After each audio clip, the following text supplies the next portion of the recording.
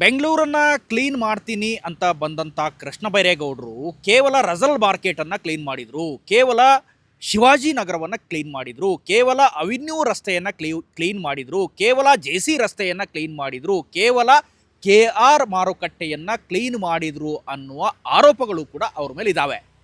ಖಂಡಿತ ಇಲ್ಲ. ಕೃಷ್ಣ ಬೈರೇಗೌಡರು ಈ ಭಾಗಗಳನ್ನು ಹೊರತುಪಡಿಸಿ ಪ್ರಮುಖ ಏರಿಯಾಗಳು, ವಿಧಾನಸೌಧದ ಅಕ್ಕಪಕ್ಕ ಅಥವಾ ವಿಧಾನಸೌಧದ ಎದುರುಗಡೆನೇ ಇರುವಂತಹ ಫುಟ್ಪಾತನ್ನು ಕೂಡ ಕ್ಲೀನ್ ಮಾಡಿ ಬಿಸಾಕಿದ್ದಾರೆ. ನಾನೀಗ ಸದ್ಯ ವಿಧಾನಸೌಧದ ಮುಂಭಾಗದಲ್ಲಿದ್ದೀನಿ. ಇದು ವಿಧಾನಸೌಧದ ಮುಂಭಾಗದ ದೃಶ್ಯ.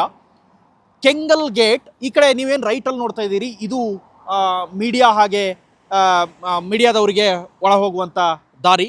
ಹಾಗೆ ಸಾಮಾನ್ಯ ಜನರು ಕೂಡ ಈ ಮಾರ್ಗ ಮೂಲಕ ಹೋಗಬೇಕಾಗತ್ತೆ. ಇನ್ನು ಈ ಲೆಫ್ಟಲ್ಲಿ ಹಾಗೇ ತೋರಿಸೋದಾದರೆ ಇದು VIP-ಗಳಿಗೆ ಇರುವಂಥ ಎಂಟ್ರಿ, ದೇವರಾಜ ಅರಸು ರಸ್ತೆ ಸರ್ಕಲ್. ಸೊ ಇದು ಈ ಭಾಗ ಏನಿದೆ ಇದು ಅದರ ಮುಂದಿನ ಒಂದು ದೃಶ್ಯ. ಇಲ್ಲಿ ಯಾವ ರೀತಿಯಾದ ಅಂಗಡಿಗಳಿದ್ವಪ್ಪ ಅಂತಂದರೆ ಸಾಲು ಸಾಲು ಅಂಗಡಿಗಳು, ಅಂದರೆ ಊಟದ ಕೇಂದ್ರಗಳು. ವಿಧಾನಸೌಧದಲ್ಲಿ ಇರುವವರಿಂದ ಹಿಡಿದು ವಿಧಾನಸೌಧಕ್ಕೆ ಬರೋರಿಂದ ಹಿಡಿದು ಇಲ್ಲಿನ ಸಾರ್ವಜನಿಕರಿಂದ ಹಿಡಿದು ಸಾಕಷ್ಟು ಜನ ಇದೇ ಫುಟ್ಪಾತ್ನಲ್ಲಿ ಆಹಾರವನ್ನು ಸೇವಿಸ್ತಾ ಇದ್ರು ಅಥವಾ ಆಹಾರವನ್ನು ತೆಗೆದುಕೊಳ್ತಾ ಇದ್ರು. ಇಲ್ಲಿ ನೂರಾರು ಅಂಗಡಿಗಳು ಇದ್ವು ಇದರ ಹಿಂದಿನ ಚಿತ್ರವನ್ನು ನೋಡಿದರೆ. ಆದರೆ ಈಗ ಎಷ್ಟು ಕ್ಲೀನ್ ಆಗಿದೆ ಅಂತ ನೋಡಿ. ಫುಟ್ಪಾತ್ ಹೇಗಿದೆಯಪ್ಪ ಅಂತಂದರೆ ಕಂಪ್ಲೀಟಾಗಿ ಒಂದೇ ಒಂದು ಅಂಗಡಿಯೂ ಕೂಡ ಇಲ್ಲ ಈ ಮಾರ್ಗದಲ್ಲಿ. ರೈಟಲ್ಲಿ ಉದ್ಯೋಗ ಸೌಧ ಬರುತ್ತೆ, ಹಾಗೆ ಮಾಹಿತಿ ಹಕ್ಕು ಸೌಧ ಬರುತ್ತೆ. ಸೊ ಈ ಫುಟ್ಪಾತ್ ಇದೆಯಲ್ಲ, ಇದು ದೇವರಾಜ್ ಅರಸು ರಸ್ತೆ. ನೀವು ಒಂದು ಕಡೆ MS ಬಿಲ್ಡಿಂಗ್ ಕಡೆಯಿಂದ ಬರ್ತಾ ಇದ್ದರೆ ಈ ಮಾರ್ಗ ಕಾಣಿಸುತ್ತೆ. ಇಲ್ಲೆಲ್ಲರೂ ಕೂಡ ಸಾಲು ಸಾಲು ಅಂಗಡಿಗಳನ್ನು ಇಟ್ಕೊಳ್ತಿದ್ರು. ಸಾಕಷ್ಟು ಯೂಟ್ಯೂಬರ್ಗಳು ಈ ಬಗ್ಗೆ ಸುದ್ದಿ ಮಾಡಿದರು. ವಿಧಾನಸೌಧದ ಮುಂಭಾಗದಲ್ಲಿ ಹೇಗಿದೆಯಪ್ಪ ಅಂದರೆ ಕೆಲವು ಫುಡ್ ಚಾನಲ್ಗಳು ಇದರ ಸುದ್ದಿಯನ್ನು ಮಾಡಿದ್ವು. ಏನಂತಂದರೆ ವಿಧಾನಸೌಧದಲ್ಲಿ ಕೆಲಸ ಮಾಡ್ತಕ್ಕಂಥ ದೊಡ್ಡ ದೊಡ್ಡ ಆಫೀಸರಿಂದ ಹಿಡಿದು ಈ ಜಾಗದಲ್ಲಿ ಊಟ ಮಾಡೋದಕ್ಕೆ ಬರ್ತಾಯಿದ್ರು. ನೂರಾರು ಅಂಗಡಿಗಳು ಇದ್ವು. ಇಲ್ಲಿ ನೋಡ್ಬೋದು ದೇವರಾಜ್ ಅರಸು ರಸ್ತೆ ನಿಮಗೆ ಕಾಣಿಸುತ್ತೆ. ಅಲ್ಲಿ VIP ಗೇಟ್ ಇದೆ. ಅಲ್ಲಿ ವಾಹನಗಳೆಲ್ಲ ಕೂಡ ವಿಧಾನಸೌಧದ ಒಳಗೆ ಕೆಂಗಲ್ ಗೇಟ್ ಕಡೆಯಿಂದ, ಅಂದರೆ ಪಶ್ಚಿಮ ದ್ವಾರದ ಕಡೆಯಿಂದ ಹೋಗುವಂಥ ಮಾರ್ಗ.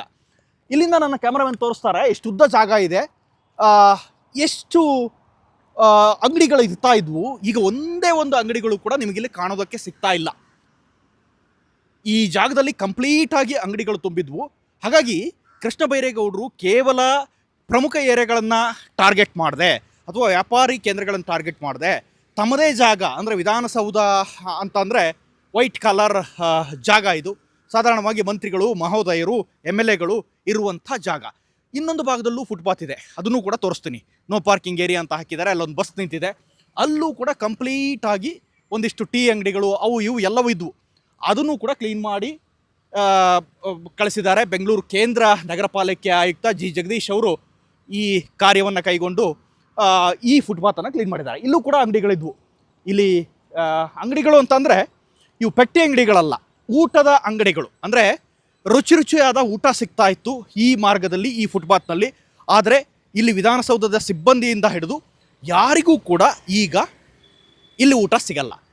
ಕಂಪ್ಲೀಟಾಗಿ ಆ ಅಂಗಡಿಗಳನ್ನು ತೆರವು ಮಾಡಿದ್ದಾರೆ. ಅಂದರೆ JC ರಸ್ತೆ, ಅವಿನ್ಯೂ ರಸ್ತೆ, ಮಾರ್ಕೆಟ್ ಏರಿಯಾ ಮಾತ್ರ ಅವರು ಕಾನ್ಸಂಟ್ರೇಟ್ ಮಾಡದೆ ಬೆಂಗಳೂರಿನ ಶಕ್ತಿಸೌಧ ಅಥವಾ ವಿಧಾನಸೌಧದ ಮುಂಭಾಗದ ಏನು ಒಂದು ಫುಟ್ಪಾತ್ ಇದೆ ಅದನ್ನು ಕೂಡ ಕಂಪ್ಲೀಟಾಗಿ ತೆರವು ಮಾಡಿಸಿದ್ದಾರೆ. ಯಾವ ಕಾರಣಕ್ಕೂ ಕೂಡ ಅಂಗಡಿಯನ್ನು ಇಡಬಾರ್ದು ಅನ್ನೋ ಕಟ್ಟಪ್ಪಣೆಯನ್ನು ಹೊರಡಿಸಿದ್ದಾರೆ. ಅಲ್ಲಿ ಕೆಲವು ಲೇಬಲ್ಗಳನ್ನು ಕೂಡ ಹಾಕಿದ್ದಾರೆ, ಕೆಲವು ಪೋಸ್ಟರ್ಗಳನ್ನು ಕೂಡ. ಇಲ್ಲಿ ಫುಟ್ಪಾತ್ ಪಾದಚಾರಿ ಮಾರ್ಗ, ಇದು ಕಂಪ್ಲೀಟಾಗಿ ನಡೆಯೋದಕ್ಕೆ ಅವಕಾಶ ಕೊಡಬೇಕು, ಕೋರ್ಟ್ ತೀರ್ಪಿದೆ. ಹಾಗಾಗಿ ಇಲ್ಲಿ ಯಾರೂ ಕೂಡ ಅಂಗಡಿಗಳನ್ನು ಇಡಬಾರ್ದು ಅಂತ. ಸೊ ಒಟ್ಟಾರೆ ಬೆಂಗಳೂರನ್ನ ಕ್ಲೀನ್ ಮಾಡುವ ಕೆಲಸ ಮತ್ತು ಕೂಡ ಮುಂದುವರೆದಿದೆ. ಕೆಲವು ಪಾಲಿಕೆ ವ್ಯಾಪ್ತಿಗಳಲ್ಲಿ, ಉತ್ತರ ಪಾಲಿಕೆ, ದಕ್ಷಿಣ ಪಾಲಿಕೆ, ಹೀಗೆ ಕೆಲವು ಭಾಗಗಳಲ್ಲಿ ಪಾಲಿಕೆಯ ತೆರವು ಕಾರ್ಯ ಈಗಲೂ ಕೂಡ ಮುಂದುವರೆದಿದೆ. ವಿಧಾನಸೌಧದ ಅಕ್ಕಪಕ್ಕ ಇರುವಂಥ ಎಲ್ಲ ಫುಟ್ಪಾತ್ಗಳು ಕೂಡ ಕ್ಲೀನ್ ಆಗಿದ್ದಾವೆ. ಕ್ಯಾಮ್ರಾ ಪರ್ಸನ್ ನವೀನ್ ಲಂಕೆ ಜೊತೆ ಜಗದೀಶ್, ಸುಮನ್ TV, ಬೆಂಗಳೂರು.